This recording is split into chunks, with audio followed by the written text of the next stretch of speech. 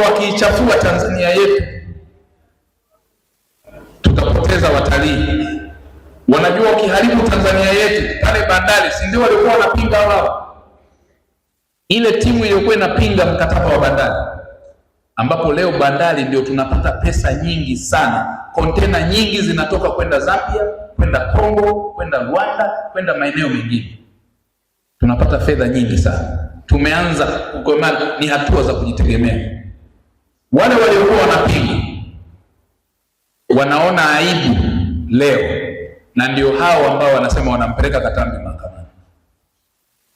Sasa mahakamani Katambi unamtishia tena Katambi huyu au Katambi mwingine, tunamburuza mahakamani, tunampeleka, tunafanya nini na nini. Halafu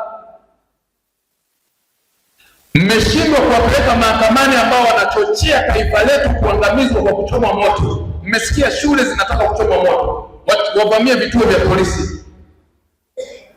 Hivi ikitokea machafuko hapa, wao wametanguliza watoto wao nje ya nchi. Kuna mzee mmoja anaenda kunishtaki, yaani kasema hata Watanzania hawezi kuamini tena. Eti anasema mimi uzee huu siwezi kuona haki inapotea. Sasa haki ipi? Na ndio maana umesema mimi mwenyewe hapa hata sijaitwa hata na mahakama, na mahakamani hata wakiniita noloji kunoja nolompiti nokutwala na kutwala nolompiti. Unajua tumekuwa na utaratibu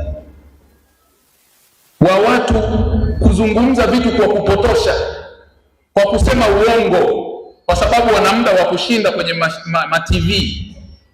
Alafu ukweli, uongo ukisemwa mara nyingi unaonekana ni ukweli kwa sababu haupotoshi. Uongo kweli.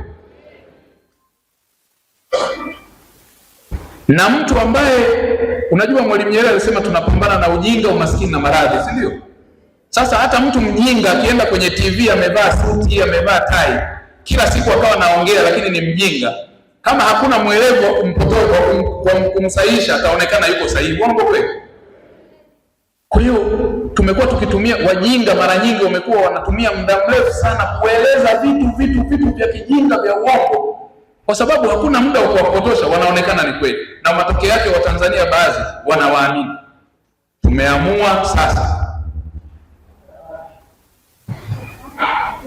mjinga ni kumkabili, mjinga ni kumwambia na kumwonyesha njia ili tumsaidie asipotoshe na kuambukiza wengine ujinga. Huo ndio msaada pekee tutakaofanya.